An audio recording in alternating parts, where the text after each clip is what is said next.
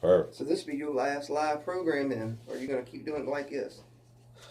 Well, if it hadn't been you, I wouldn't have did it. If it hadn't been, I wouldn't have done it. Well, I understood, brother. You know that. No. It's too important. Too important. So, yep, hadn't been you, wouldn't have did it. But you and I done came too far in this battle. You know what I'm saying? Is it to let an inconvenience stop what we do? That's the way I feel. I feel you. Yeah, I got you. Okay, Perfect. you got me. All right, good. You push record for me? Oh, it's already pushed. It's already recorded. Okay. Yep.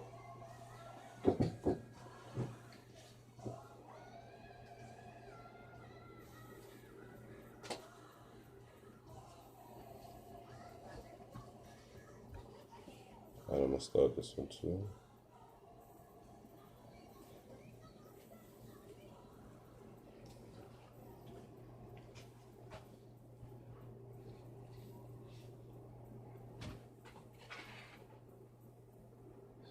Get this started.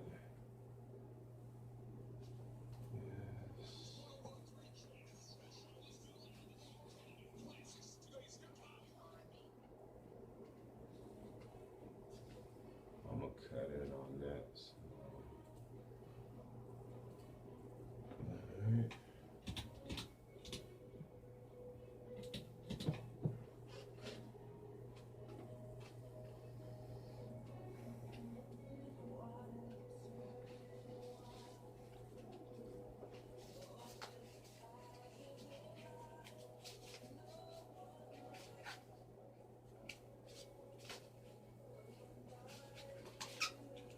Yeah, I'm looking forward to it. Ain't nothing gonna stop us. Oh no. So,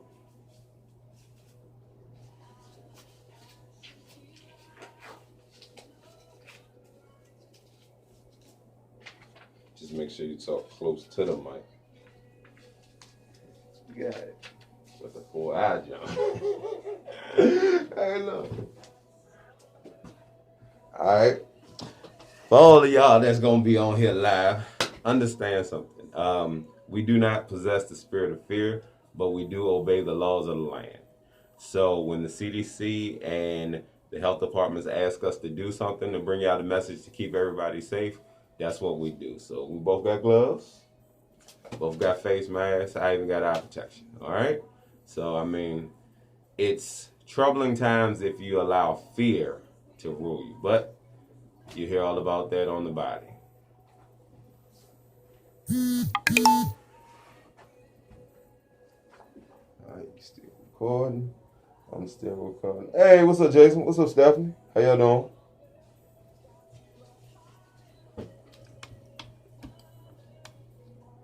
Y'all let us know if y'all have any trouble understanding what we're saying or hear us, okay? All right.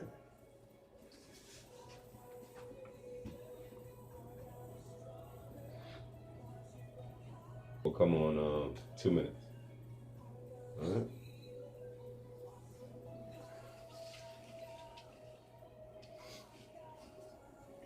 How you want to go with this? You just gonna? We're gonna be us. Okay.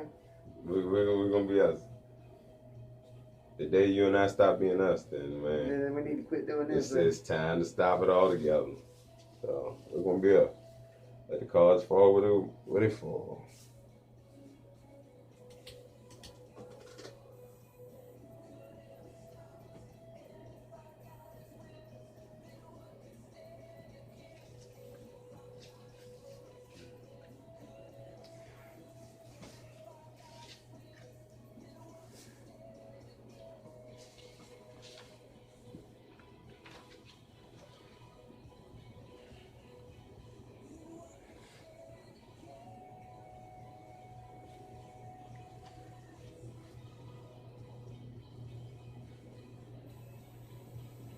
I know like program manager, I know he'll probably stop through.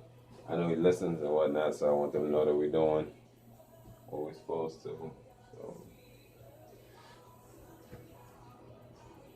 then I'll spray the mics down later and do everything we're supposed to.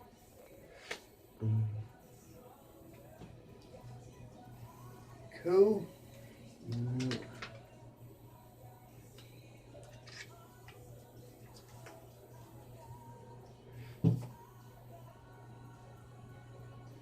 35 seconds.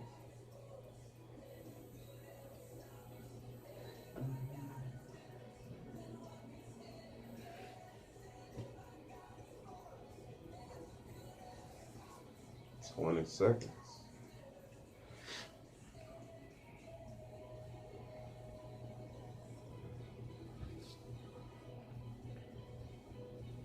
10, 9, 8, 7, 6, 5, 4.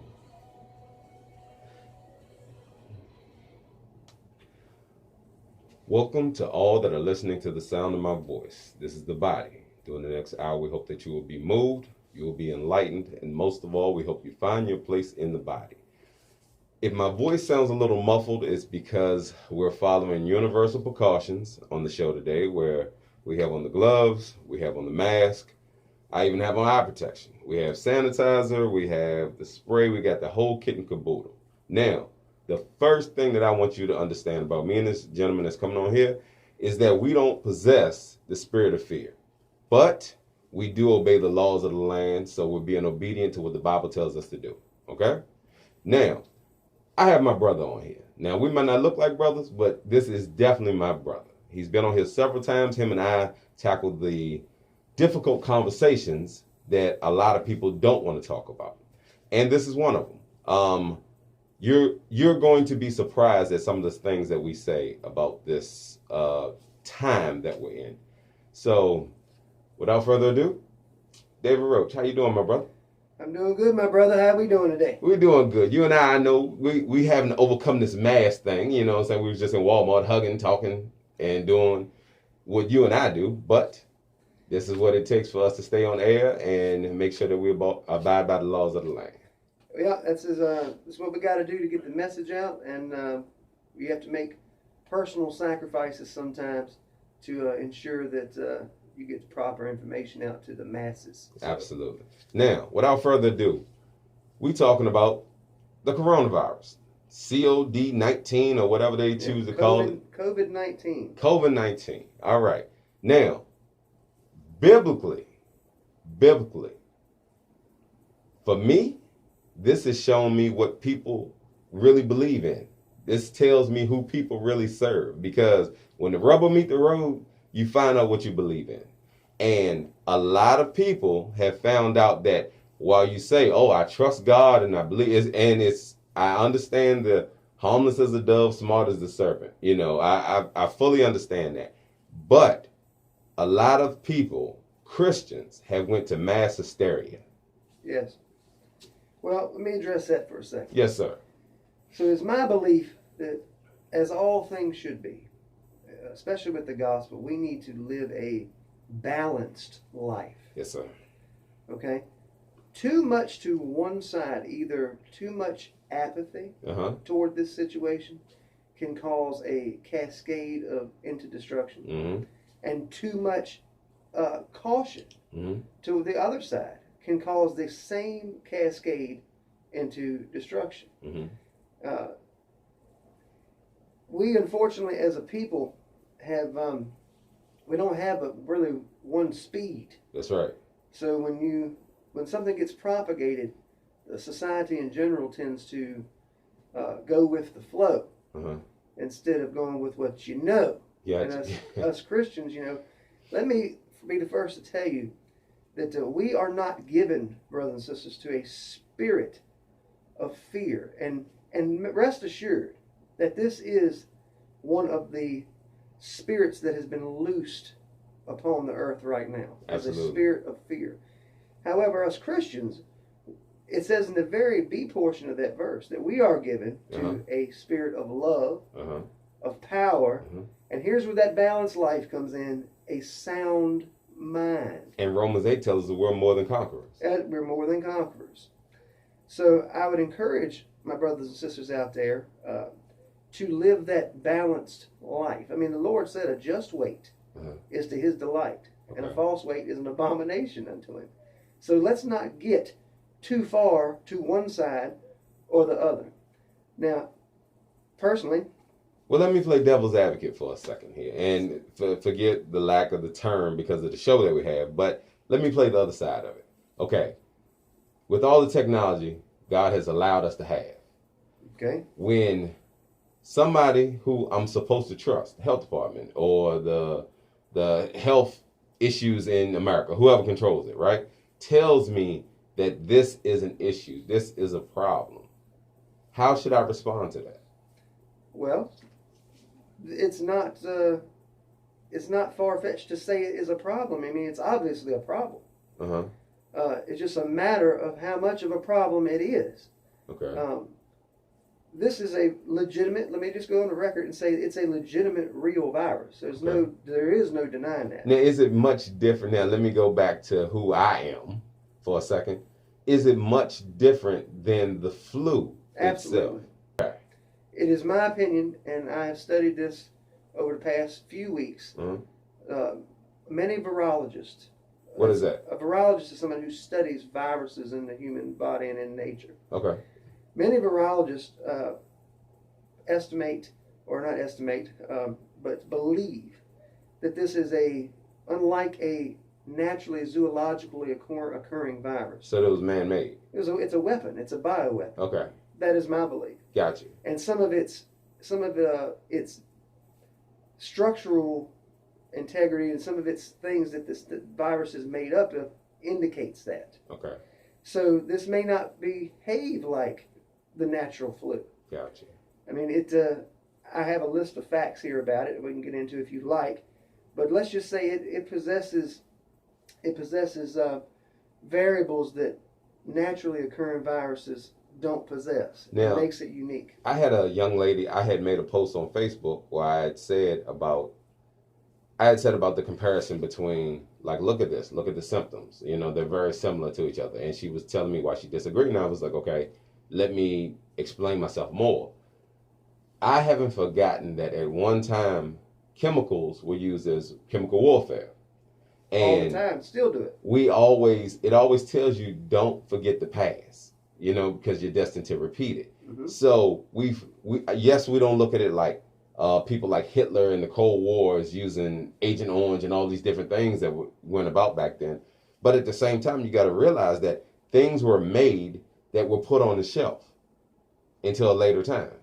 You know, people wrote down if they wrote down how to create something, they also wrote down how the antidote. You know, so a lot of times the powers that be, in my humble opinion, the powers that be, when they release something, they also know how to keep themselves safe. And they use fear as a weapon. That's right. To control people. Now, it's unfortunate for me of the way that I saw what would be considered Christians acting inside of certain department stores.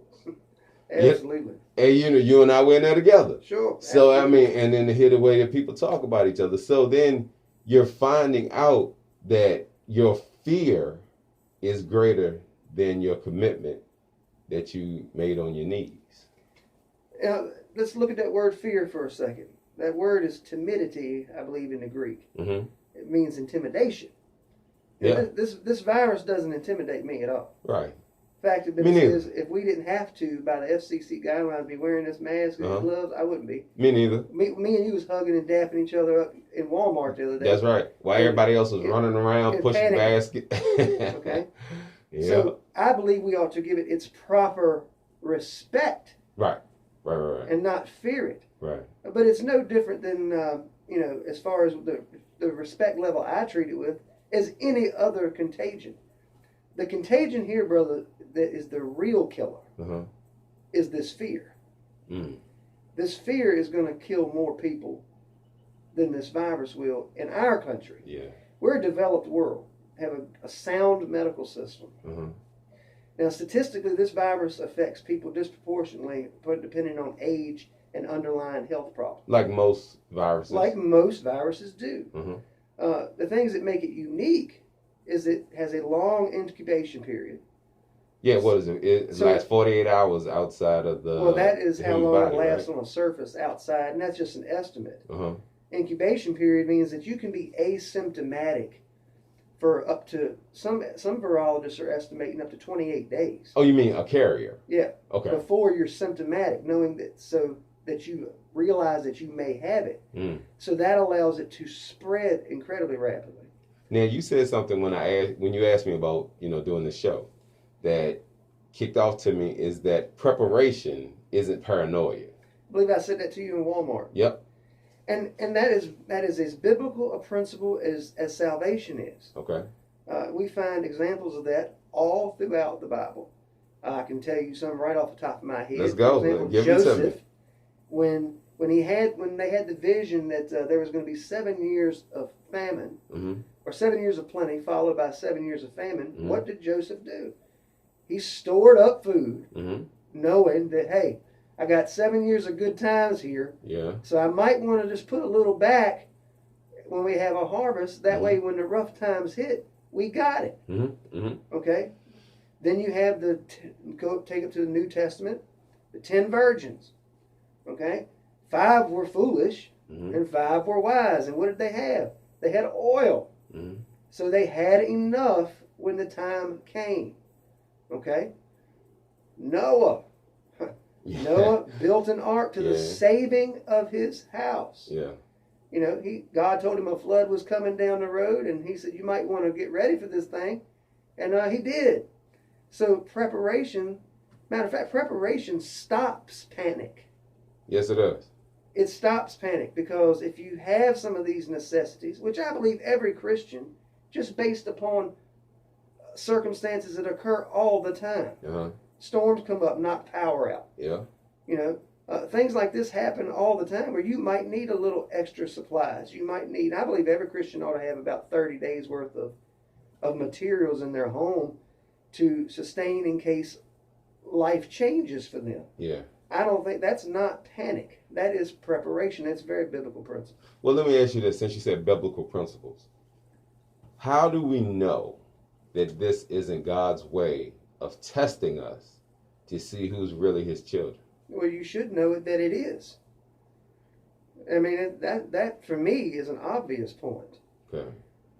We have bred a society of people, unfortunately, that have lived in a time of abundance more than any generation in American history. You go back to our grandparents' age. So that's the World War II veterans coming home, that generation.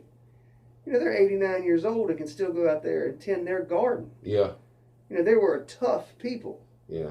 We are not as a whole today, and that includes the majority of the church, of the so-called claimant church. Yeah. They're not tough people anymore. No. Not they're by not. no means. I mean, they're pink sock wearing, man bun having, man purse wearing, PlayStation playing. Yeah. Pink sock soy latte people. And nobody wants to do the work. I listened to a wonderful gentleman that is going to be on the show in the future. And last night I went to go see his service. I wish I'd have streamed. I streamed the kids dancing and the other things, but I didn't stream him talking. And he is an amazing, amazing person. And I want to hold his name back for a little bit, you know what I'm saying, until I bring him on here. But he taught me last night that a lot of people don't want to be the blacksmiths. A lot of people don't want to do the works, the dirty work that it takes to get everything else to coexist in the church. How do you feel about that? I mean, your comment just kind of told me that's where you are. I don't think it's any doubt where I stand on it.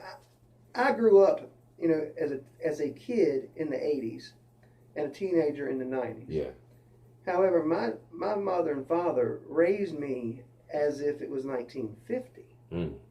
So, where everybody else my age was, or the majority, they were playing Nintendo or Atari at that time. Yeah, show you how my age is. Sega. Okay? While they were doing that, I was pulling fence up, baling hay in the summertime, and learning the value of an honest, hard day's labor. Yeah. And that's the attitude that I took through life. I mean, 1979, when my dad and mother graduated high school, he was from Sandy Bottom over in Elkton, and they still didn't have electricity. 1979, he was bringing his own water from the well pump outside. So that's the kind of way I was brought up. Okay. And I personally believe that breeds and develops a disciplined, tough society. And unfortunately, just this one generation, we've lost it. Yeah. I mean, as a whole. Now, there are pockets of resistance. It's almost like we willingly gave it away. We willingly gave it away because we're living in a time of abundance. So, where I do believe that this virus was weaponized by man, I also believe that God has, nothing's out of his control. Okay. So he has allowed this to come upon us, his people, to, as you said, to test your faith, to see.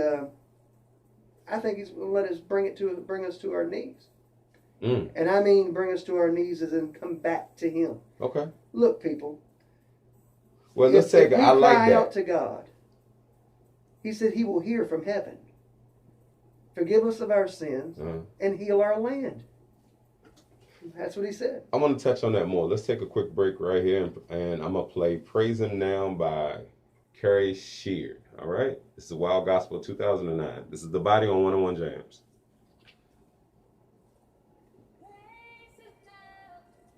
Yeah, that's exactly it. Yeah. That's where I want to go. I don't even want to call no name. How's everybody doing?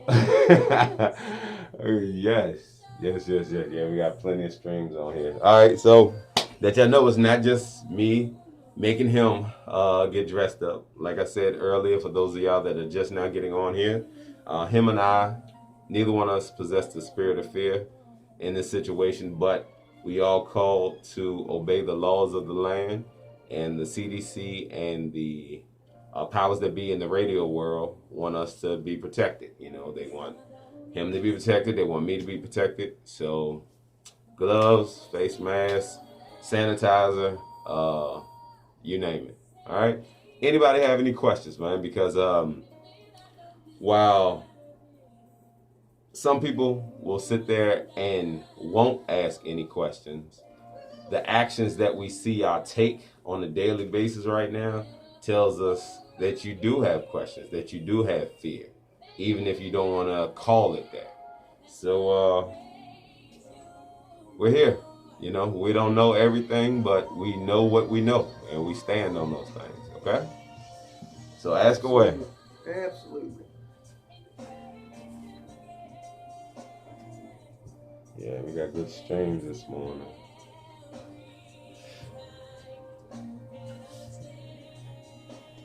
Yeah, man, I could tell you some things about this thing. The disease? Yeah. Like, cause I'm gonna touch on, cause I'm gonna be responsive, and I'm gonna read off this little sheet right here about, wash hands, that type of stuff.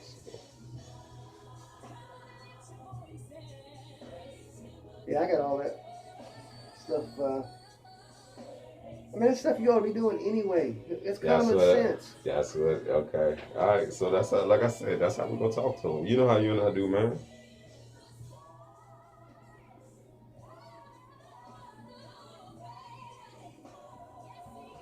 Man, this song was hot. I gotta tell him about this one. Pegging out.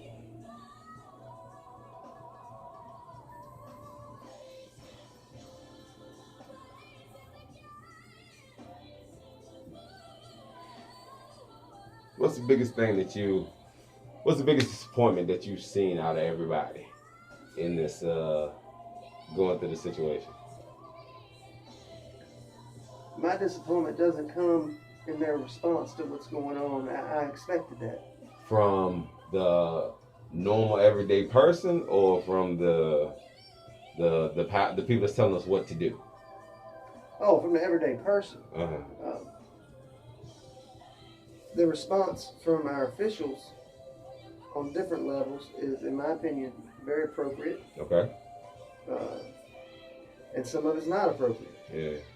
I mean, closing the schools, I understand their reasoning, but this virus doesn't affect children the same way it affects the elderly. Now, I understand that people have elderly parents. 10 seconds. Let's touch on that on air. That's because most people are not going to say, woo, it's going to be good. Well, I don't care if it comes out of my mouth. I know.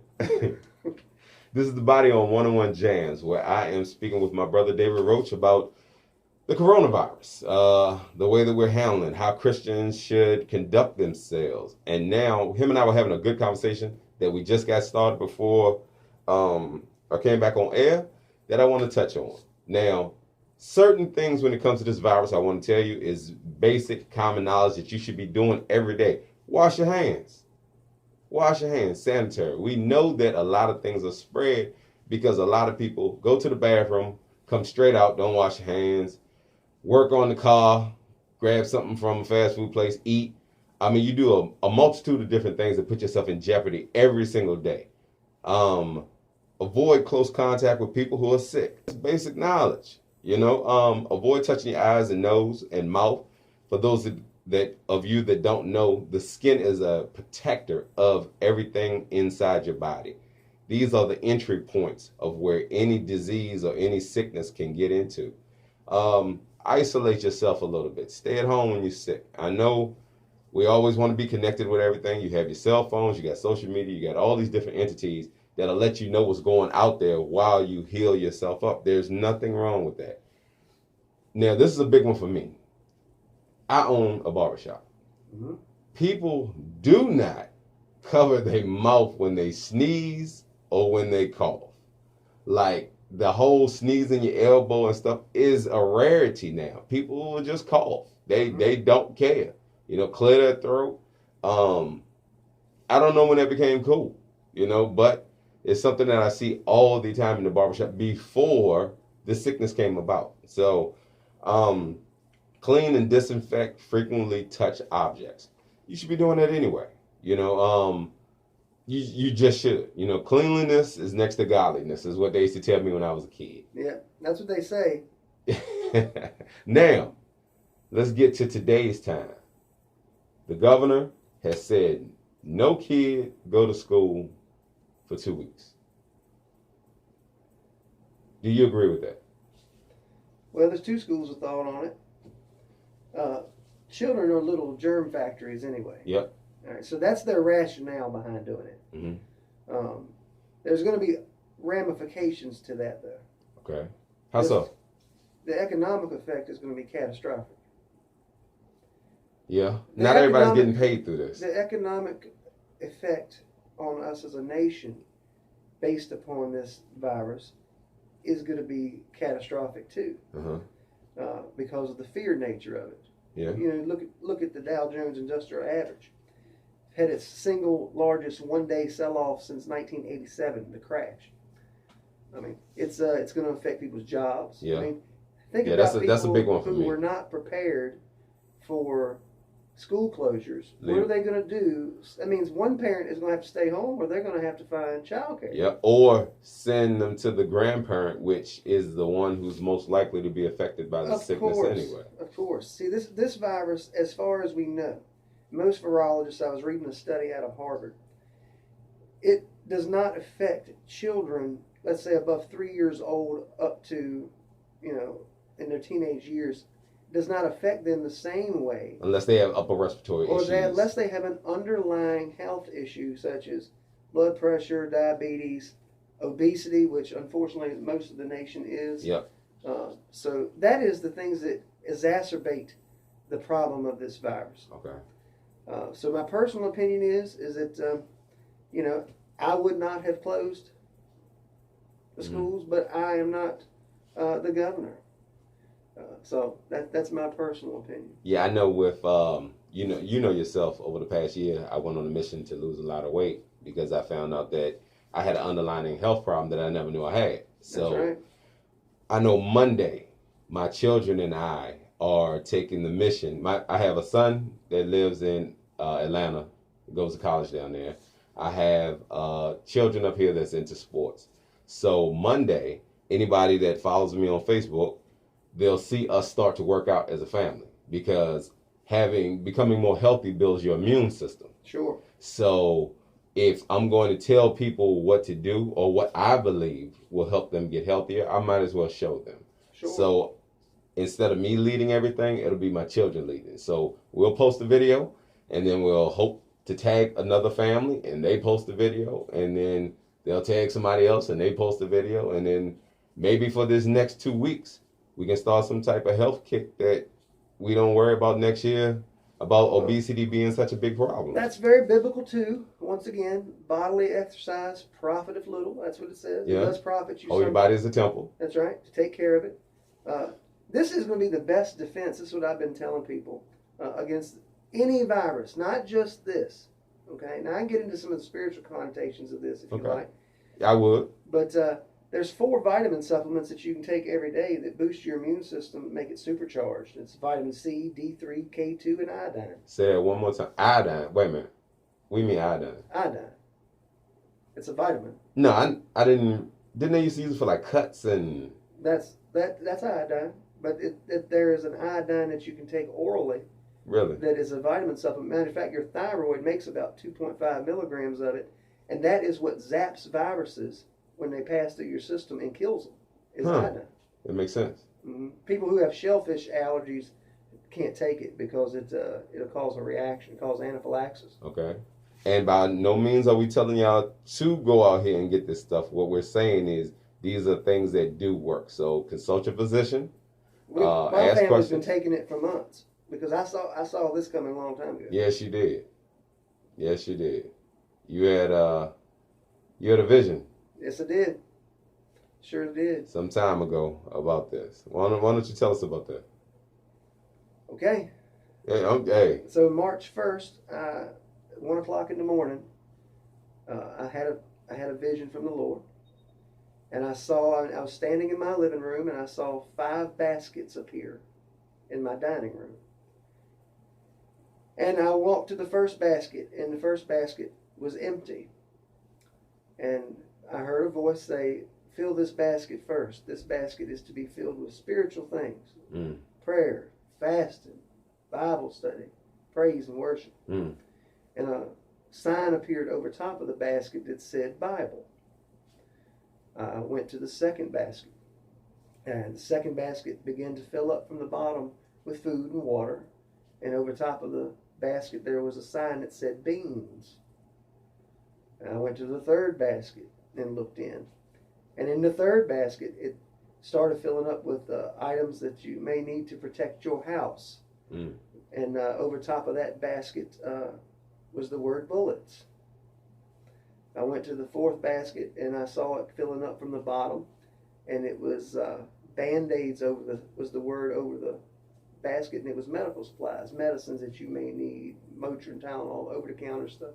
And the fifth basket was over the basket. The word appeared barter, and it had items that you might be able to trade with your neighbors. Coffee, candles were 2 things I saw, batteries, things of that nature. After I saw those 5 baskets, instantly they were disappeared. And I saw the entire country laid out flat like a map. And dead center through the country was a huge crack, a big split. And the same voice that I heard earlier said, "This is in the spiritual and in the natural." After that disappeared, and I saw 5 pages of a calendar, like you would tear them off of a wall calendar, and they were laid out flat in a row, and it was 5 months. It was March, April, May, June, and July. I saw those 5 months laid out flat like pages of a calendar. Once I saw those, they disappeared.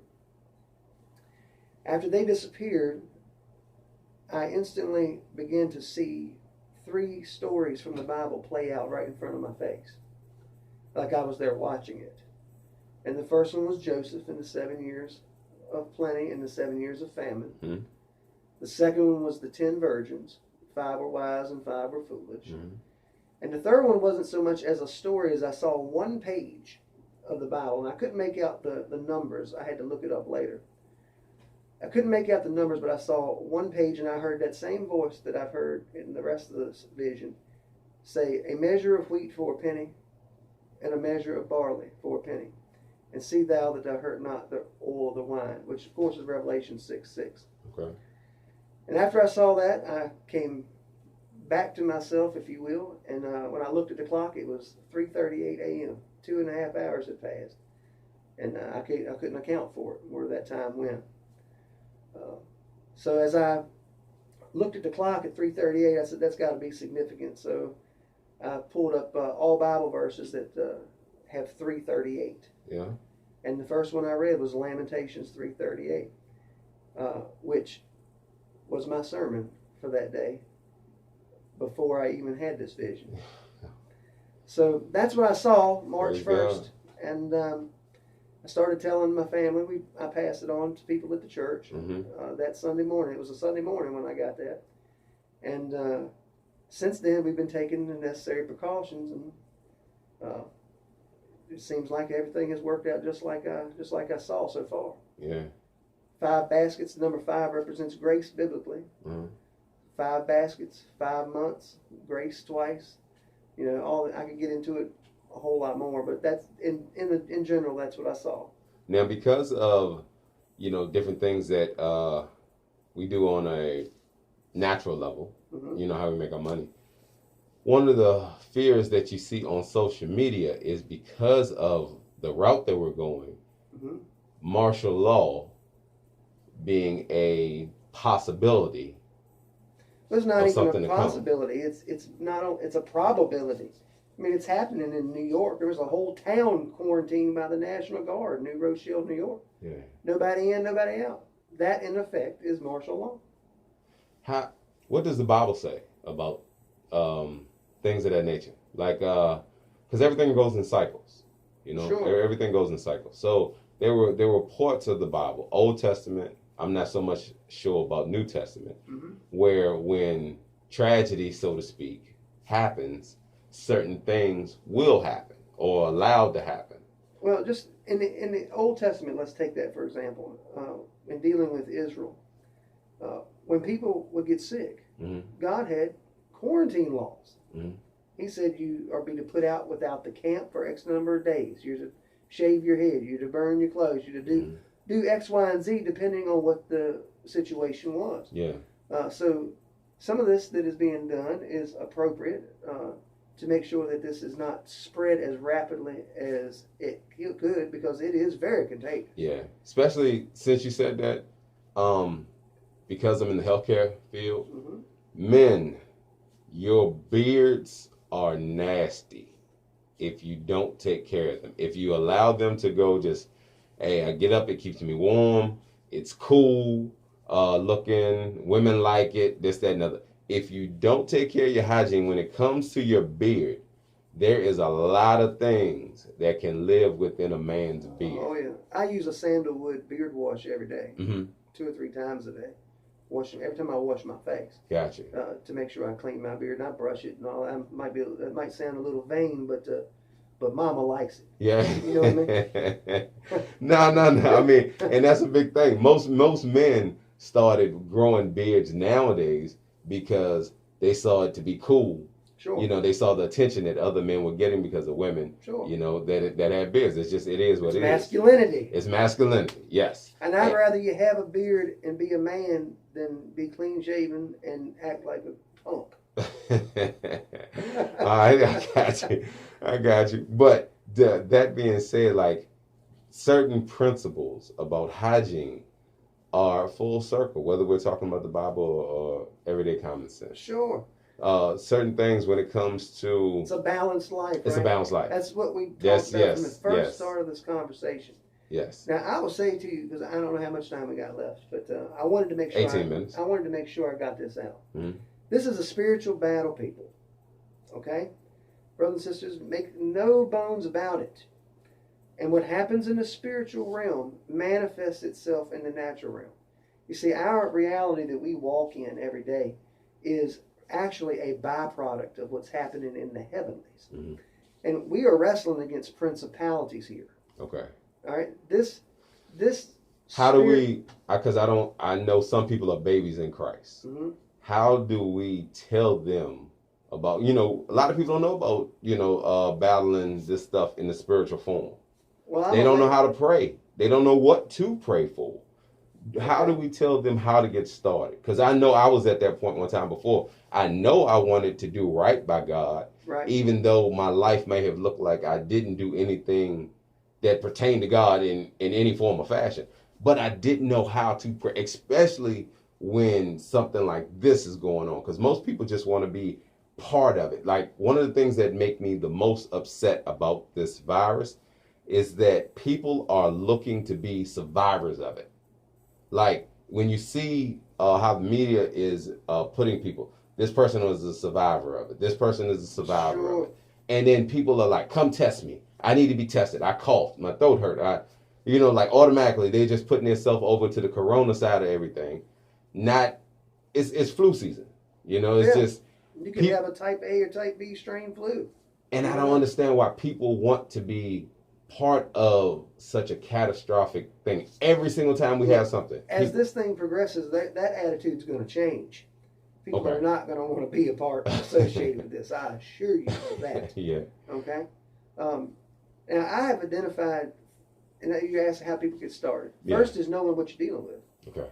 Just admitting. Now this is a difficult pill for most Christians, and I use the term loosely in the church today. Mm-hmm.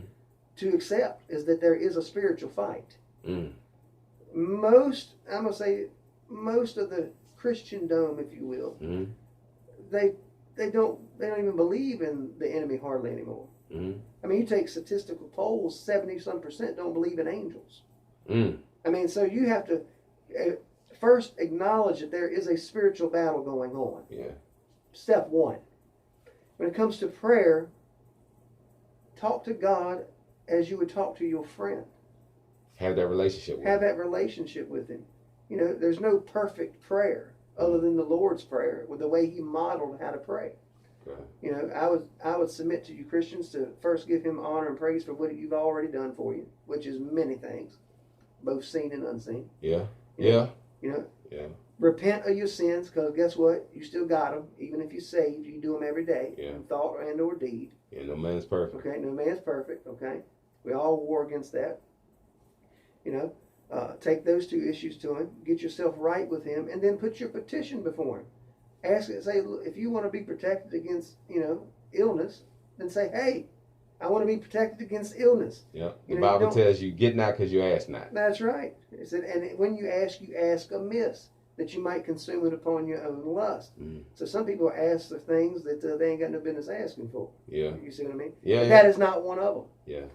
And as I was saying, there's three spirits that have been loosed here. The spirit of fear, which we are not given to. Okay. There's a spirit of infirmity. Okay. And there's the prince of the power of the air. If anybody's read the book of Daniel, you understand that. That's the spirit that was hindering Daniel's answered prayer from coming back to him, and they had to send Gabriel and Michael to break through to bring the answer to Daniel's prayer back to his ear. So you got the media spreading fear. Yes. And the actual virus, which is the spirit of infirmity. So you have three spirits that are loosed right there. You look at the book of Revelation, it says, out of the mouth, John saw 3 unclean spirits like frogs, which guess what? That was the second plague of Egypt, was frogs. So this is a very spiritual thing, for sure. And Christians, we need to be praying. You need to be fasting. Yes. Okay? Pushing back the plate. Okay? Yes. And making yourself and consecrating yourself back to God. America, I'm telling you, brothers and sisters, America's coming back to God. Yeah. On a grand scale. When we come out the other side of this thing, we're going to be stronger people. Yeah. So for that, I'm grateful. Will there be some hard times? I'm not going to lie to you and say there's not, because there is. Yeah. It's just that time that we're in. And if you can't see, brothers and sisters, that we are living in a last days type scenario, then you blind or you don't want to see. Most people don't want to see. They don't want to see. They want this continual comfort to nothing shake it. They want hundredfold blessings. That's right, but that's not reality. We got to have a balanced life, all right? You want to live your life both naturally and spiritually, on the straight and narrow road, which implies balance, right? Not getting off too far to the right, nor getting off too far to the left. That's right, because that's how far you got to come back to get back in. That's right. As far as in the middle ground. Look at Jonah. He went out 3 days away from God, and He brought him back 3 days. Yeah. You know, he tried to flee from him, and he brought him on back. Yeah. This, unfortunately, is something that has to happen to make, especially God's people, make him a priority again in their life. That's something that I want to touch on, like, because there's a lot of things that I don't say because I know my reach now. Like, I was in denial about if I said something, if anybody was listening. Sure. You know, I do understand my responsibility at this point. You know, between who listens, who streams to us, the questions that I'm asked. So I try to be responsible in my actions. One of the most important things that I realize is, like, certain things have to happen in order for God to take you to where he needs you to be. In order for you to go to the next level, especially if you've asked him to order your steps or you've confessed out of your mouth that he is your Lord and Savior. That's right. Certain things have to happen. Now, the unfortunate part is, most of it you don't want to get to that point. Like, I mean, I know like, honestly, what I've been through to get to this point. And if I had to do it all over again, I don't know that I could stand for, say, yes, Lord, take me through everything that I went through with me not being able to see my kids. Take me through everything with me being lied on from the community that I came from. You know, take me to the point to where my kids were forced to lie on me, you know, to make somebody else look a certain way. That made me tough. That made me resilient. That made me, you know, thankful for the things that God did allow me to have. But would I want to go back through it? Absolutely not. You know what I mean? I don't think I would. I don't think I can say that. So I say all that to say, when we have situations like this, you have to accept them just as well as if that blessing that you've been asking for was coming. Because this, a lot of times, takes away something that you don't need in your life. You know? That's a reality that I came up with. Count it all joy. Yes. When you fall into diverse temptations, okay? Trials, tribulations. Resistance makes us strong, brothers and sisters. You know, if you walk out every morning and the sun is shining bright and it happens day after day after day, you begin to lose appreciation for the sunshine. It takes a dark day to put things in perspective for you, to make you appreciate the blessings that you have. Or that's coming. My grandma used to always say, it's always darkest before the dawn. That's exactly right. I mean, weeping endures for a night, but joy cometh what? In the morning. Okay? Yep. So you got to go through dark times in life. We need to be prayerful and not panicked. Yes. Prepared, but not paranoid. Okay? So that's walking that line and living a balanced Christian life. Make sense? I hope it makes sense to y'all. Yep, it makes perfect sense to me. Let me check one of the questions here real quick. Let me see. Somebody wants to tell you that you've been a huge blessing to their life. The things that you have said on here. So, hey, we're thankful for all those type of comments that come through, because it shows that you're listening. Because one thing that we don't do enough of nowadays is give people their flowers while they're here. Sure. You know, and information that helps us is those flowers. It doesn't always have to be, you know, clothing or somebody paying your bills. Or a lot of times just the information that somebody gives you allows you to do more in your life. Just for them taking that 5 minutes and telling you, you know. And as a minister, you know, I've been pastoring a long time. Well, I say a long time, over a decade. I have found that it really encourages me to get positive feedback, obviously, from your congregation. But I've always been believe that a pastor or a minister should do real talk, for real. Why don't you? Okay. Let's I'll tell you go. exactly why they don't do it. Okay, got you.